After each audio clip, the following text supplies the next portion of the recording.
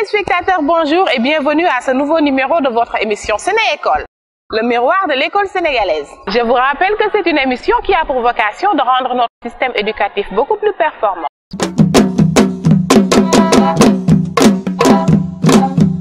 Nous aurons une page d'actualité avec une grande part réservée à l'anticipé de philosophie et aux autres examens de fin d'année. Aussi, nous irons à la rencontre de Madame André-Marie Diagne juste avant d'ouvrir le cahier de souvenirs au maire de Guédiawaye.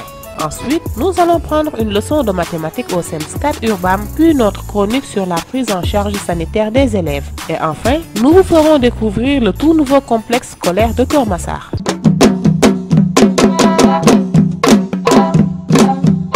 Tout de suite, nous allons passer à notre actualité du jour avec notre ami Khalidou Diaw.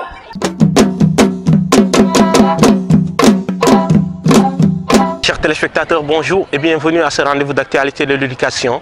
Nous sommes en fin d'année scolaire et c'est la période des examens. Une période très agitée avec cette histoire de fuite présumée de l'épreuve de philosophie. Toute la presse en ligne et la presse écrite ont relaté cet épisode durant ces semaines. Les rumeurs qui parlent apparemment qu'on doit reprendre les épreuves de philosophie parce que, puisqu'on a déjà fait les anticipés, on croyait qu'on s'était libéré d'une matière, quoi.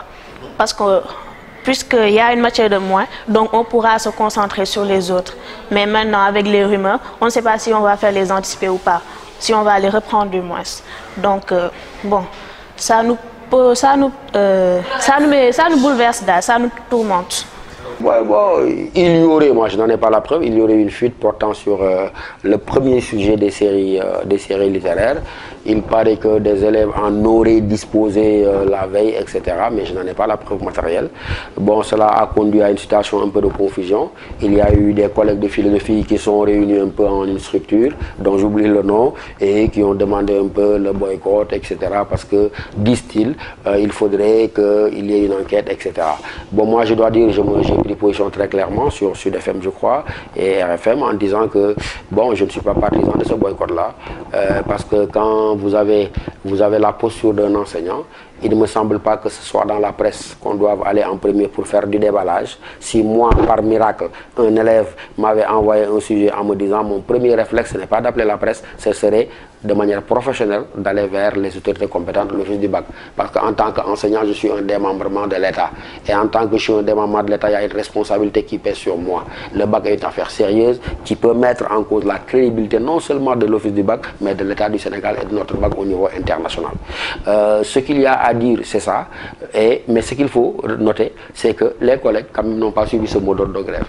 Ils sont allés, y compris moi-même, à l'office du bac, ils ont pris les paquets de copies, ils les ont corrigés tranquillement. Il faut rassurer les élèves de ce point de vue-là. Il y a des rumeurs distillées savamment consistant à dire oui, il paraît que c'est corrigé par des étudiants. J'aimerais dire c'est faux, parce que j'étais à la réunion de coordination et je n'ai pas vu d'étudiants. J'ai vu même des doyens retraités venir pour faire partager leur expérience en prenant des copies et en les corrigeant. Donc tout se passe dans les règles de l'art. Mais cela, c'est vrai, ne dédouane pas totalement l'office du bac. Il faudrait qu'on en revienne à plus de rigueur quand même. Parce que tu sais que récemment, au niveau du concours général, je crois que c'était l'épreuve de mathématiques il y a un mois. Si un mois plus tard également, on parle d'une autre fuite dans une autre discipline, vous voyez, ça commence à faire un peu trop. Mais je dis, cela n'empêche pas qu'eux doivent revenir à plus de rigueur. Les parents, il paraît qu'on va reprendre, il paraît que c'est des étudiants. J'ai apaisé en disant, on ne reprend pas. Et ce ne sont pas des étudiants qui corrigent, mais c'est des professeurs qui sont en classe. Les syndicats et quelques professeurs ont demandé le boycott. Ils n'ont pas été suivis parce que les copies sont en train d'être corrigées au moment où nous parlons par des collègues en classe, craie en main. Voilà. Et donc, de ce point de vue-là, il faut rassurer tout le monde. Ce remous au sein du système n'empêche pas les élèves en classe d'examen de redoubler d'efforts et de s'organiser pour mieux faire face. D'ailleurs, allons voir comment ils se préparent. On prépare ce BFM avec beaucoup de rigueur, avec beaucoup de travail. D'ailleurs, on a même établi des calendriers à la maison pour bien nous préparer et bien faire nos devoirs, pour qu'on ne soit pas surpris lors de l'examen final. Oui, c'est vrai, il y a une forte chaleur qui pèse, mais n'empêche, nous devons nous mettre dans la tête que nous avons un examen à préparer.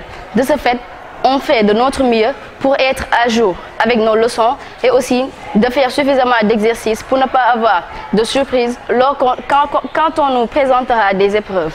C'est une période assez complexe avec le Ramadan. Donc, on fait de notre mieux pour essayer bien gérer les cours, avoir le maximum de concentration. Nous sommes en train de bien préparer les épreuves parce qu'il y avait la philosophie, mais bon, on ne va pas en tenir compte parce que c'est déjà une épreuve dépassée. Donc nous avons pour objectif les épreuves du 4 juillet et on va faire notre maximum, voilà, pour en sortir gagnant. Maintenant, allons voir comment les enseignants suivent leurs disciples. L'objectif que nous visons, c'est la réussite à l'échéance finale, c'est-à-dire au BFM. De sorte que les élèves sont motivés aussi bien que les professeurs. Raison pour laquelle vous avez certainement constaté que la cour est vide parce que les élèves des petites classes 6e, 5e et 4e ont déjà composé. Donc il ne reste pratiquement que les classes de 3e.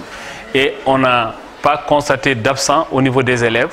Tous ont répondu présent. Ça veut dire qu'ils sont motivés et ils veulent vraiment travailler. Raison pour laquelle nous aussi, nous sommes motivés et nous aimons vraiment les encadrer pour au moins les toutes dernières semaines.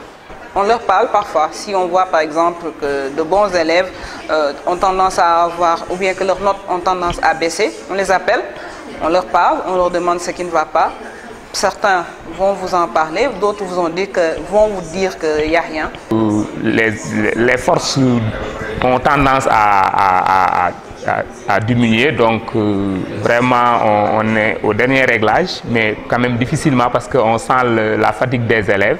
Les professeurs aussi vraiment sont très fatigués, mais tant soit peu on essaie de bien faire pour bien terminer l'année quand même. Les autorités ne sont pas non plus en reste dans cet accompagnement et l'organisation des examens.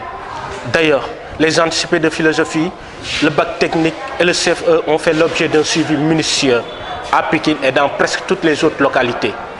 Partout où nous sommes allés, on a vu que toutes les conditions ont été réunies pour une bonne organisation, n'est-ce pas, de cet examen. Et au niveau des absences également, il n'y en a pas beaucoup, que ce soit au niveau des surveillants, que ce soit au niveau également des élèves, pour dire que vraiment tout le monde s'est mobilisé pour une bonne organisation, un bon déroulement de ces examens. Déjà, c'est l'administration qui organise ces examens, n'est-ce pas, à travers ces différents démembrements. Toutes les dispositions ont été prises pour une bonne organisation, n'est-ce pas. Si vous voyez aujourd'hui que l'environnement est vraiment calme, propice, n'est-ce pas, au travail, et donc à ce niveau, il n'y a aucun problème. Sur le plan de la sécurité également, en tout cas, toutes les dispositions qui ont été arrêtées lors du CDD ont été respectées. Ce qui veut dire que donc il n'y a pas de problème du tout. Parce que c'était pour nous un test grandeur nature. Ce sont les mêmes candidats, les mêmes centres qu'on va reconduire. Et si pour les anticiper, tout a marché normalement, cela laisse augurer que pour l'examen également du bac, que tout ça passera très bien parce que c'est à peu près le même dispositif qu'on va reconduire. Et au regard du nombre de candidats que nous avons, 18 905, si nous parvenons quand même à réussir une telle organisation, ça veut dire que donc pour l'examen du bac, il n'y aura pas de problème, Inch'Allah. Chers téléspectateurs, le cauchemar de tout candidat à l'examen reste l'échec. C'est pourquoi beaucoup d'élèves sont envahis par un stress extraordinaire à l'approche et pendant les examens.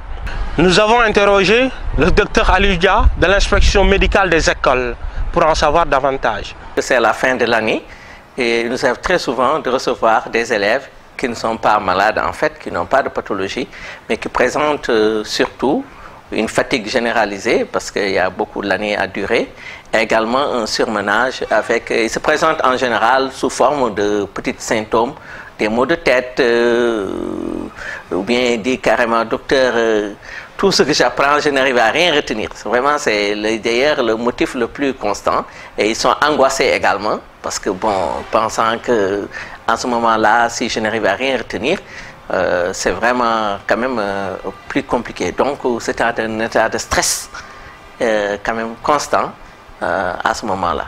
Il y a beaucoup de facteurs qui sont liés à ce moment-là. Il y a les facteurs endogènes et les facteurs exogènes, l'environnement également, l'école. Et le stress, c'est en général le stress qui mène à tout ça. Et je peux rappeler qu'il y a deux types de stress en particulier. Le stress positif, qui aide plus tôt, ou bien le stress négatif. Le stress positif, lui, c'est un stress qui est composé d'un influx qui mène à l'action. C'est un sportif de haut niveau. Les stress positifs aussi, ils sont stressés. Mais il y a un influx également positif qui fait que dès qu'il entre sur le terrain, il est transformé, il est transcendé, voilà, il jaillit, alors que les gens ne savent pas que c'est un stress. Maintenant, ce qui est dangereux, c'est le stress négatif, ou vraiment qui est fait d'ondes négatives et qui en général, qui arrive à certains moments où on a l'impression d'avoir un flux nerveux qui va se transformer comme une boule à la gorge. Voilà, on est angoissé, on pense à des choses négatives.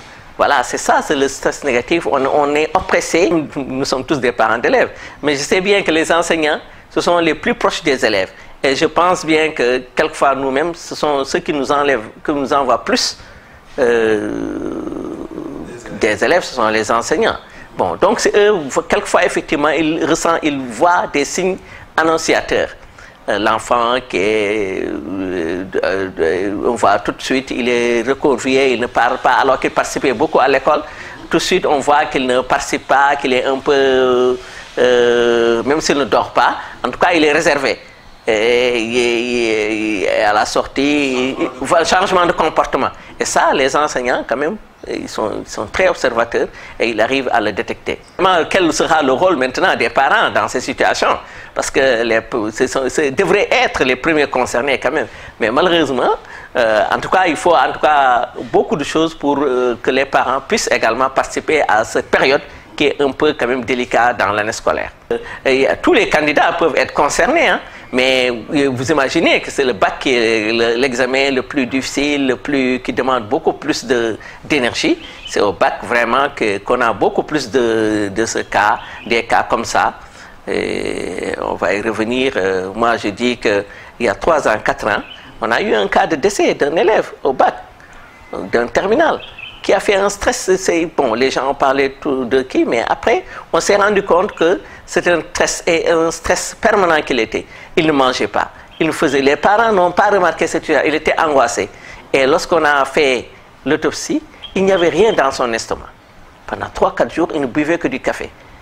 Les parents, bon, voilà, c'est des situations quand même qui peuvent amener à des catastrophes quelquefois. Donc, d'où l'intérêt de faire la prévention quand même. Éviter les excitants, le café, le tabac et d'autres excitants également que les enfants prennent aujourd'hui. Et également se confier à certaines personnes, ça peut être aux professeurs, comme j'ai dit, ça peut être le mieux quand même, ce sont des spécialistes-là, les psychologues et également des médecins. Et se relaxer également, vraiment, ça aussi, il faut que les enfants sachent que quand on prépare également un examen, il y a des moments d'étude, mais il y a des moments de relaxation.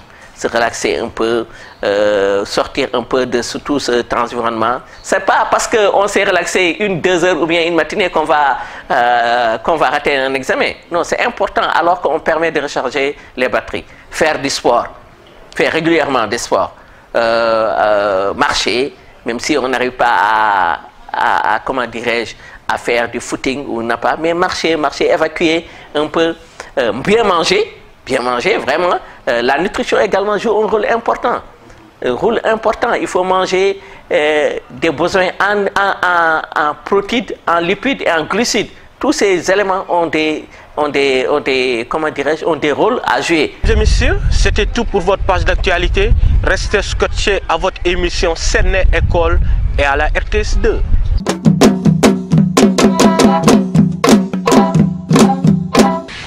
En tout cas, Séné École et la RTS2 souhaitent une bonne chance à tous les candidats du CFE, du BFM et du BAC. À présent, nous allons à la rencontre de Mme André-Marie Diagne, la maman Africa de l'enseignement du français au Sénégal.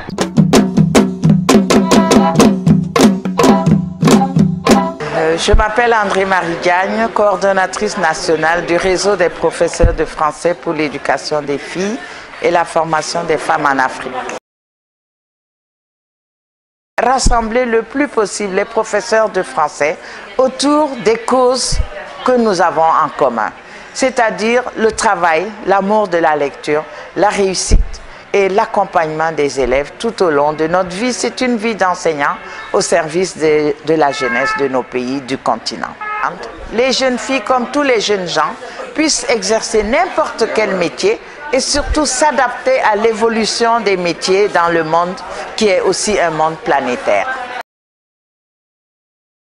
Dans ma relation aux étudiants, je crois qu'il y a un côté affectif qui est très fort chez moi et que quand j'arrive à faire en sorte qu'un jeune qui n'est pas trop sûr de lui arrive à se dépasser et à réussir dans la vie, je suis tellement heureuse qu'il reste quelque part dans un coin de mon cœur. Je suis la maman Africa comme ils disent, je suis fière de les reconnaître et parfois je vois le visage mais plus le nom. Mais je dis c'est l'armée de l'ombre, c'est l'armée qui forme la jeunesse de notre pays. Alors moi je vais prendre toujours des exemples de jeunes professeurs que j'ai vus commencer, comme un certain Amadou Djegan Sarr, Chertigan Khan, qui sont partis, disons, comme tous les autres au même niveau et qui se sont dit, je vais tenter de faire telle chose. Je peux apprendre moi-même, je peux progresser, je n'ai pas besoin de faire du surplace. Parce qu'un enseignant qui ne s'auto-forme pas, il va passer le temps à répéter la même chose à ses élèves. Il n'y a rien de plus ennuyeux.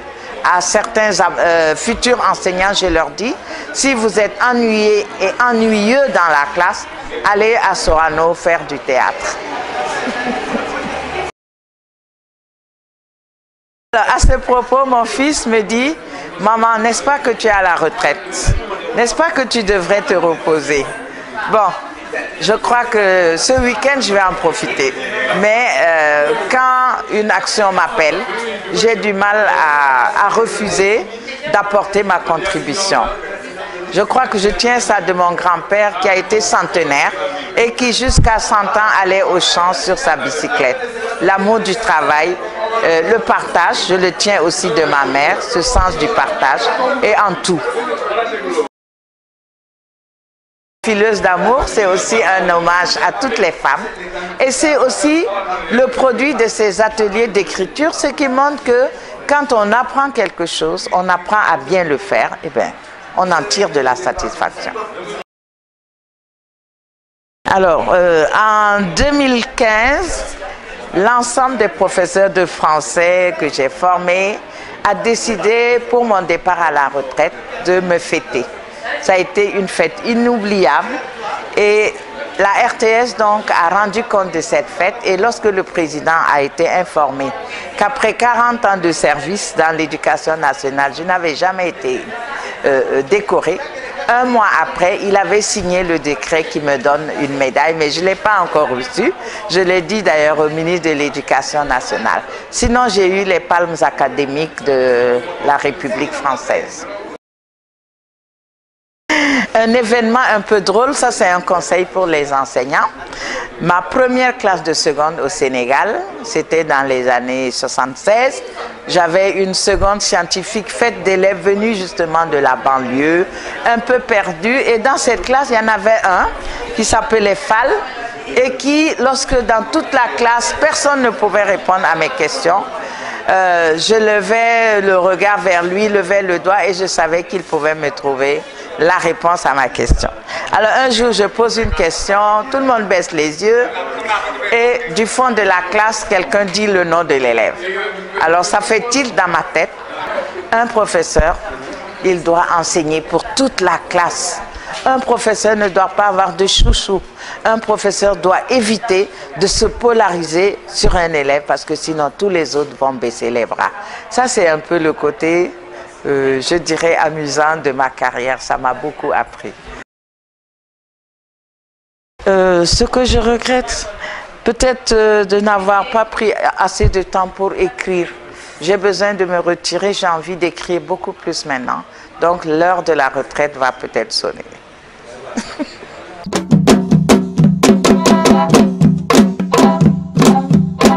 Chers téléspectateurs, je vous rappelle que vous suivez votre émission Séné École, le miroir de l'école sénégalaise. À présent, c'est l'heure de la récréation que nous irons partager avec M. Aliou Sall, maire de la ville de Guédiawaye et le président des maires du Sénégal.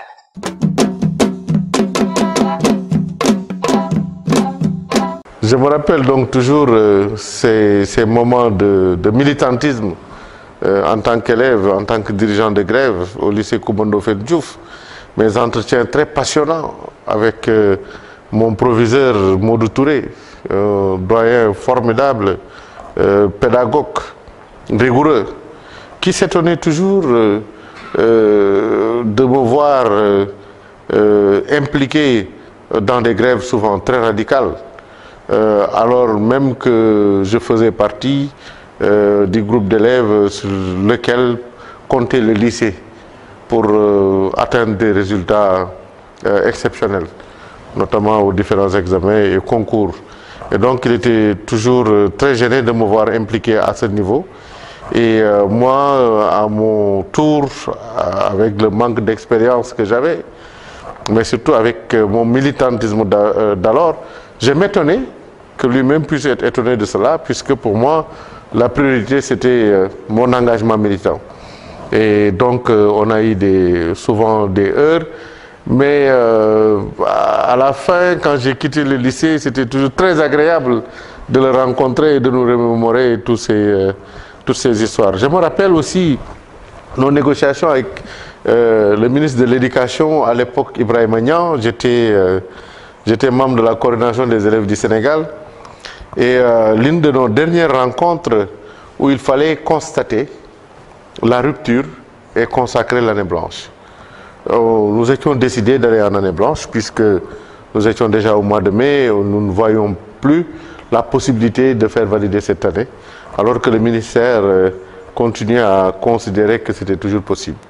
La technique qui avait été utilisée par notre groupe, c'était de me mettre moi en avant à la fin des négociations pour casser le dialogue.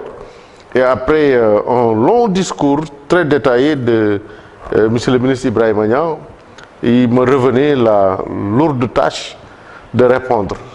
Et donc de répondre de sorte à mettre fin au dialogue. Et je lui répliquais, monsieur le ministre, vraiment nous savions que vous étiez un grand mathématicien. Mais notre surprise a été grande aujourd'hui de découvrir un autre talent chez vous. Un talent de grammairien. Nous ne savions pas que vous étiez un as de la grammaire, et plus particulièrement de la conjugaison. Plus spécifiquement d'ailleurs de la conjugaison au futur. Parce que figurez-vous, monsieur le ministre, depuis ce matin, vous n'arrêtez pas de nous dire, le gouvernement fera, nous avons l'intention, nous souhaitons, nous planifions. Tout ça, monsieur le ministre, c'est le futur. Il se trouve que nous ne sommes pas là pour le futur. Nous sommes là pour le présent. Et donc, puisque vous ne souhaitez pas conjuguer au présent, nous prenons simplement congé de vous et nous vous attendons dans le futur, dans quelques mois à l'ouverture des classes. Aujourd'hui encore, quand je rencontre le doyen Ibrahim Agnan, il n'hésite jamais à me tirer les oreilles et à me dire que tu m'as fait passer un temps assez difficile. Alors, c'était des moments quand même assez passionnants.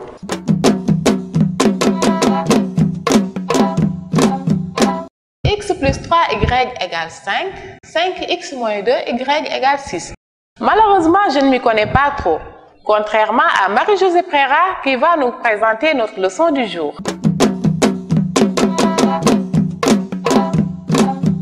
Je me nomme Marie-Josée Préra, je suis en classe de 3e dans l'école SEMS 4 UBAM. Aujourd'hui, je voudrais revenir un peu sur la leçon sur l'inéquation, les systèmes, comment résoudre un système d'inéquation. Nous avons 4 méthodes. Par substitution,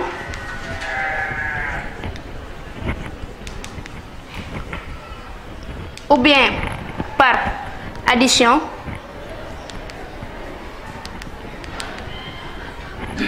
par comparaison,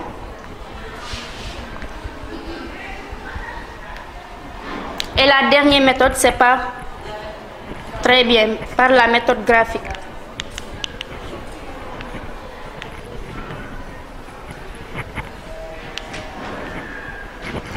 Maintenant, parmi ces 4 méthodes, nous allons choisir de résoudre le système par la méthode de la substitution.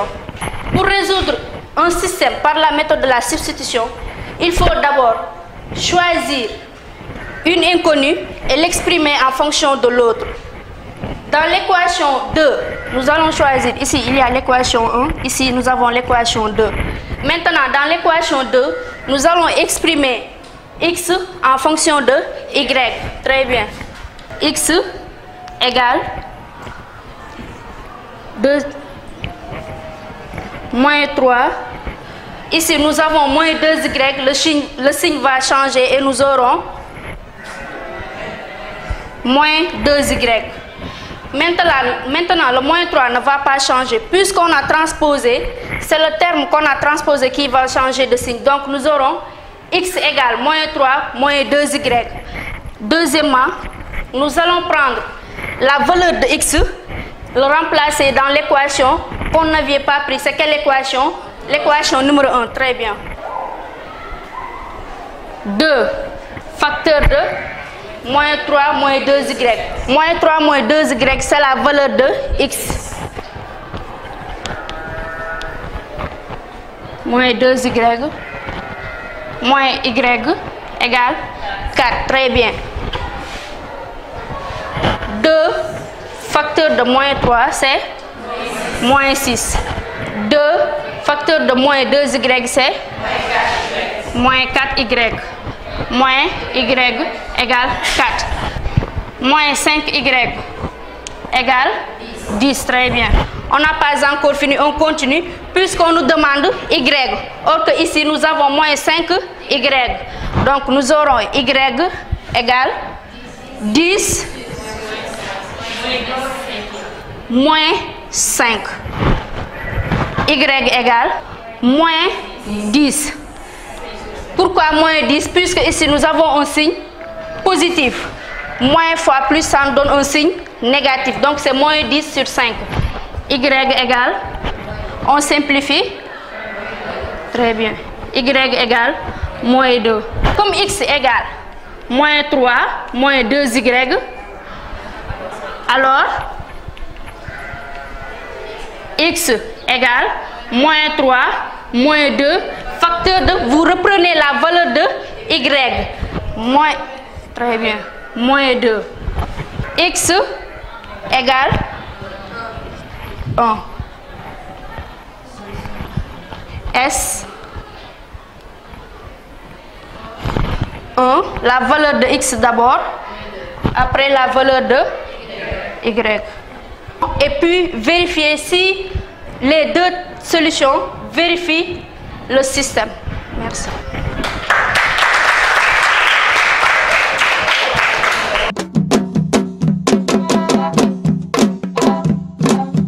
À présent, place à notre chronique du jour. C'est sur la prise en charge sanitaire des élèves.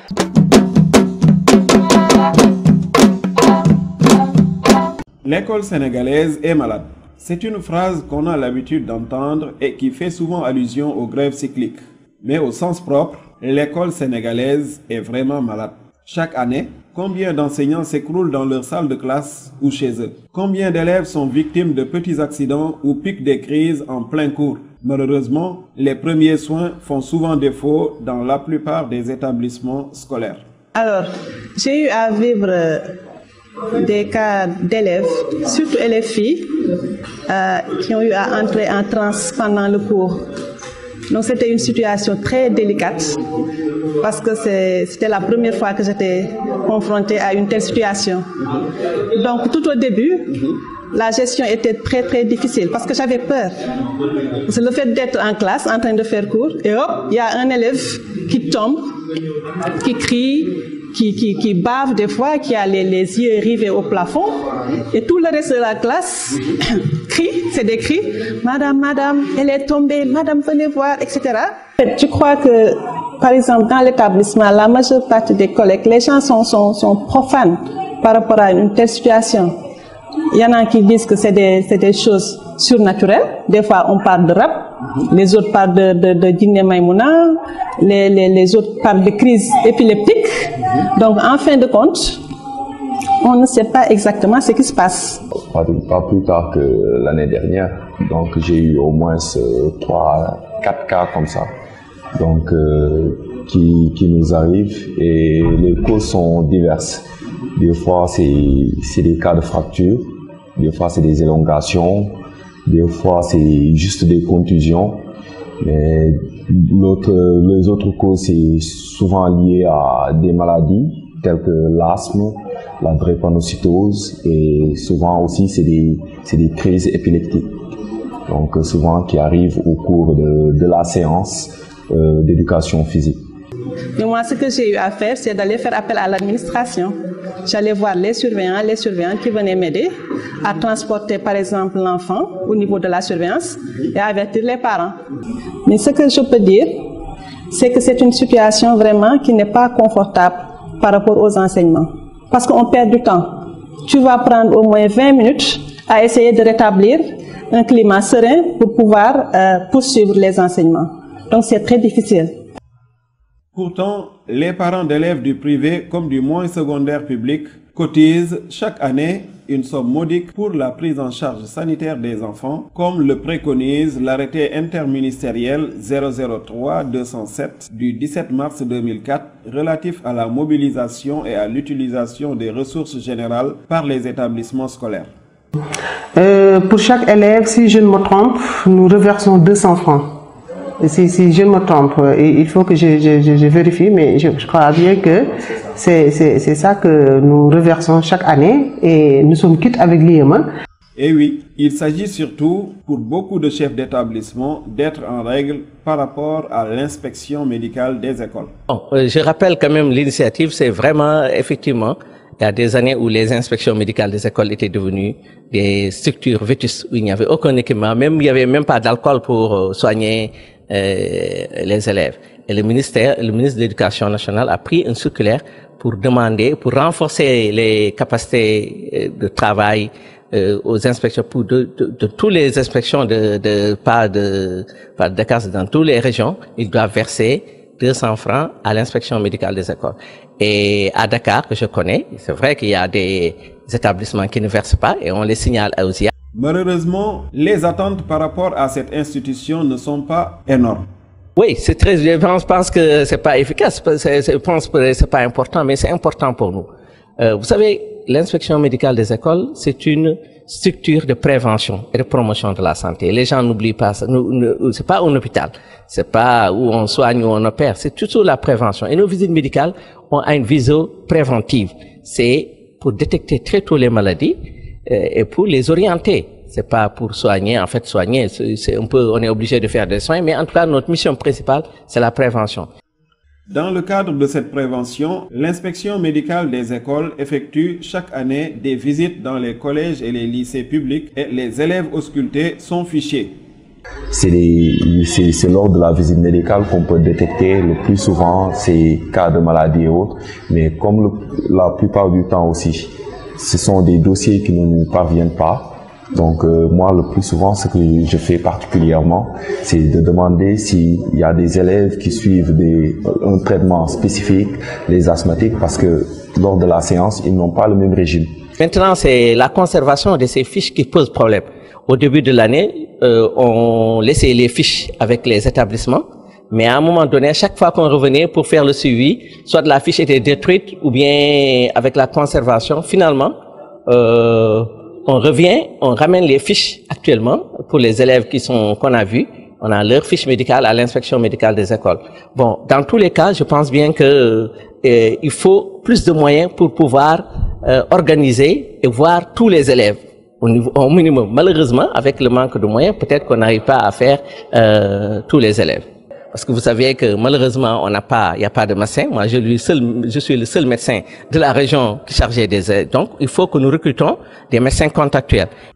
Ce manque de moyens fait que les élèves sont presque abandonnés à leur sort et surtout au sort de leurs parents qui n'ont pas toujours les moyens de les prendre en charge. On comprend dès lors cette initiative de l'école franco-arabe Cheikh Adama Niang des Parcelles Assainies qui a organisé une journée de consultation pour tous les élèves de leur circonscription où la pauvreté règne en maître. C'est tous les enfants de 0 à 15 ans, donc en odontologie et en pédiatrie. On a aussi quelques verres qui sont disponibles donc pour les enfants qui ont des ordonnances et dont les parents ont des difficultés pour acheter ces ordonnances-là. Donc tous les enfants vraiment sont réunis ici depuis 7 heures du matin. Les daras, les écoles environnantes, machallah, machallah. Et jusqu'à présent, on continue à consulter encore les enfants. Vu la localité, on voit qu'il y a beaucoup de jeunes, surtout les enfants de 0 à 5 ans et plus. Donc là, on a constaté qu'il y a vraiment un petit problème d'accessibilité aux soins, par faute de moyens et de temps aussi des parents. Donc, on s'est dit que pourquoi pas ne pas venir vers la population. Je peux te dire, depuis 16 ans, chaque année, on fait des statistiques. La première pathologie, ce sont les caries dentaires, les affections bucco-dentaires. Nous avons même un cabinet dentaire à l'inspection médicale. La deuxième pathologie, c'est les troubles de la vision. Les troubles des élèves ont des problèmes. La troisième, c'est l'asthme, qui est également présent. Et la quatrième, c'est l'anémie et la drépanocytose. La nécessité est donc là, d'où l'exigence générale d'avoir un infirmier dans chaque établissement public ou privé. Moi, mon plaidoyer, chaque jour, c'est vraiment qu'on mette des infirmiers scolaires, au moins dans les lycées, où il y a plus de 2000 élèves. Même si un élève se blesse, il y a des petits problèmes. Au niveau de l'inspection médicale des écoles, j'aurais bien aimé que vous participiez il y a 2 semaines à une formation sur les utilisateurs des boîtes à pharmacie. On a organisé 3 sessions des utilisateurs des boîtes à pharmacie dans les collèges, parce qu'on est conscient également des limites des ressources humaines. Depuis l'année scolaire 2013-2014, la mairie de la ville de Guédiawaye nous a effectivement affecté une infirmière qui a pris service aussitôt qu'elle a été affectée. Une mesure nécessaire qui sera élargie en fonction des possibilités que la mairie va avoir. Mais notre projet est plus ambitieux d'ailleurs. Notre projet est de créer un centre médical pour les élèves du département de Guédiawaye. Nous sommes en train d'enregistrer avec nos partenaires, mais si le conseil municipal me suit dans mes propositions, dès l'année prochaine, nous allons inscrire un montant d'une vingtaine de millions pour la réalisation de ce complexe médical exclusivement dédié aux élèves du département de Guédiawaye. Heureusement aussi pour le système, la direction de la couverture maladie universelle vient de créer un concept permettant de prendre en charge les élèves par les mutuelles. Il est donc permis d'espérer une couverture universelle de tous les élèves et étudiants inscrits régulièrement si les ministères en charge de l'éducation, de la formation professionnelle, de l'enseignement supérieur, de la petite enfance et de la santé mutualisent leurs efforts, comme l'avait suggéré le président de la République lors du lancement officiel de la CMU.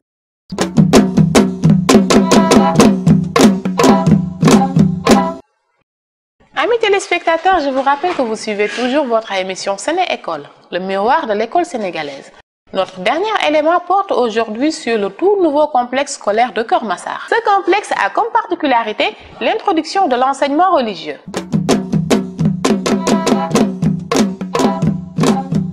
Keur Massar, une commune en pleine expansion avec une population de 516 000 habitants pour 26 000 km² de superficie. Cette nouvelle cité connaît une urbanisation à outrance, mais elle est confrontée à une insuffisance des infrastructures, surtout dans le domaine de l'éducation.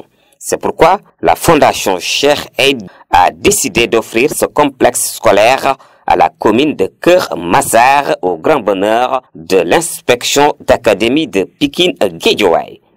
Occasion pour moi de remercier la Fondation Cheikh Eid qui, en rapport avec le gouvernement du Sénégal, nous a doté de ce beau joyau dans un cadre véritablement approprié et également dans une zone où véritablement le besoin en éducation était réel. Cette largesse de la Fondation Cheikh Eid est donc arrivée à son heure pour satisfaire la demande grandissante en termes de structures d'accueil, mais surtout pour soulager les élèves et enseignants du lycée, zone de recasement qui ont travaillé pendant longtemps dans des abris provisoires, dans des conditions et un environnement plus que difficile. L'année dernière, il n'y avait pas assez de salles, on peut dire, parce qu'on véhiculait entre lycée zone de recasement et les autres écoles primaires. Des fois, on quittait l'école, on quittait zone de recasement pour aller dans les autres écoles pour faire cours. On avait des manques de classe. Lorsque je faisais la seconde, on était 104 élèves dans une même classe. Il y avait tout le temps problème de salle. Et il y avait on ne pouvait même pas continuer terminer nos programmes à cause des manques de salles. Le problème de la fumée de Mbeubeuss qui nous gênait beaucoup. Parce qu'il y avait des élèves qui étaient asthmatiques et ils ne pouvaient pas supporter ça. Et les salles qu'on occupait étaient presque à côté, étaient plus proches de Mbeubeuss. Au lycée zone de recasement, on n'avait pas assez de terrain. Il était difficile de faire nos épreuves physiques. C'est donc avec une joie immense que les populations de Keur Massar ont accueilli le ministre de l'Éducation nationale pour l'ouverture officielle de ce joyau.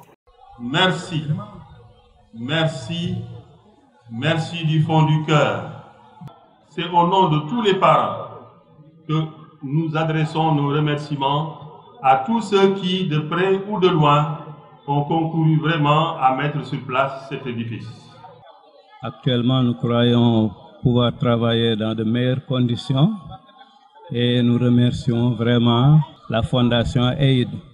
Le complexe scolaire de Keur Massar, il n'en existe pas beaucoup au Sénégal, du point de vue de sa taille, de sa composition, de ses commodités et de son luxe. Tout ce complexe qui est constitué d'un primaire et collège et lycée, il est partagé en deux entités. Une entité classique, enseignement français, et une entité enseignement franco-arabe. Là où on a 6 classes pour le primaire en franco-arabe et 6 classes pour l'enseignement classique. Concernant le collège aussi, il est partagé en franco-arabe et enseignement classique. Et c'est la même chose pour le lycée, là où vous voyez derrière moi le bâtiment dédié à l'enseignement franco-arabe. C'est le plus grand complexe de Dakar, pour ne pas dire évidemment de toute la sous-région, avec l'ensemble des communautés qu'il faut. Et je pense qu'avec ce complexe, la plupart des problèmes auxquels la population de Keur Massar était confrontée va devenir un vieux souvenir. Lors de la cérémonie d'ouverture, la plupart des intervenants se sont inquiétés de la gestion et de la maintenance de cet édifice. Bon, nous avons déjà enregistré un rush, mais une école a toujours une capacité d'accueil. Et je crois que le jour où la structure va atteindre ses limites objectives, nous serons obligés quand même d'arrêter parce que, en fait, pour l'entretien de cet établissement, il va falloir que nous puissions respecter les normes en la matière. Et je pense que ces normes-là vont être respectées pour que l'entretien et la maintenance ne souffrent d'aucun défaut. Il me plaît de rappeler aux élèves, parents d'élèves, professeurs et administrateurs du complexe scolaire que cet édifice est l'un des rares infrastructures du pays. Sur ce, nous avons l'obligation et le devoir de veiller à l'entretien, la pérennisation de tout cet investissement. Depuis quelques jours, nous sommes en train de travailler en rapport avec le maire de la commune de Keur Massar pour mettre en place un dispositif. Et je sais que ce dispositif-là, avec l'appui de tout le monde, pourra normalement fonctionner. Parce qu'il est bien d'avoir un joyau, mais également, le plus difficile, c'est l'entretien.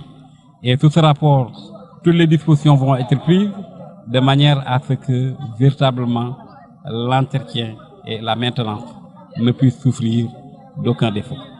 La particularité de ce complexe réside principalement dans les enseignements religieux qui devront y être dispensés. L'État du Sénégal mise sur la diversité de l'offre éducative. Il y a des parents qui ont choisi délibérément d'envoyer leurs enfants dans le général, mais il y a également d'autres parents qui ont choisi en fait le franco-arabe. Donc c'est dans le souci de diversifier davantage l'offre scolaire que véritablement cette structure a été mise en place ici. Et comme c'est une vieille demande des parents, donc je pense que sur ce plan-là, l'État a répondu favorablement à leurs attentes. En fait, c'est une aubaine pour tous les parents qui sont dans la banlieue et qui veulent qu'au-delà des disciplines classiques, que leurs enfants puissent au moins bénéficier de l'enseignement religieux et de la langue arabe. En tout état de cause, les conditions de travail dans ce nouveau complexe sont tout à fait différentes de celles que les anciens du lycée zone de recasement ont vécues jusqu'à la fin de l'année scolaire 2015-2016. Comme d'habitude, pour une nouvelle création que nous sommes, les choses n'ont pas démarré de sitôt. On a eu à traîner un peu pendant une dizaine de jours, et le temps de recevoir les 4 concerts, les nouveaux inscrits, et petit à petit la chose a pris forme et on a pu fonctionner comme tous les autres établissements. Maintenant ça va largement parce que on a une école très grande et chacun a son salle fixe. On fait cours normalement, les profs viennent. Maintenant les conditions sont favorables. Pour l'éducation physique, on a un terrain de foot, basket, handball et volleyball aussi. En franchement parlant, pour ce cadre-là, actuellement, il n'y a pas de problème. Il n'y a pas de problème. C'est comme vous voyez vous-même, les cours se déroulent normalement. Ok, et on espère que ça va continuer comme ça et que dans le temps, qu'on puisse bénéficier d'autres complexes de ce genre. Les sentiments que j'ai sur cette école, c'est que j'en suis très heureuse, très ravie même. Enfin, élèves, professeurs et administrateurs sont conscients de l'obligation de résultats qui pèse sur leurs épaules. On a tout fait pour nous.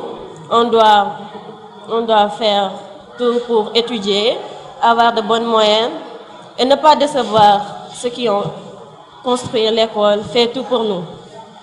Il faut avoir la volonté, oui, il faut avoir la volonté de travailler. Parce que seul le travail paye. Par exemple, il faut s'exercer si c'est la terminale S1. Donc, il y a d'une part un sentiment de satisfaction et d'autre part, peut-être un peu, je dirais pas d'inquiétude, mais un peu d'angoisse pour ce qui nous attendait comme tâche. En fait, nous, tout ce que nous pouvons faire, c'est de mettre tout notre sien pour que cette phase test, parce que moi je considère ça comme étant une phase test, qu'on puisse convaincre l'opinion qu'on peut avoir des écoles dans lesquelles les enfants ou les élèves puissent bénéficier de l'enseignement classique, des sciences, de la littérature et de tout ça, et en plus de cela, avoir un enseignement religieux.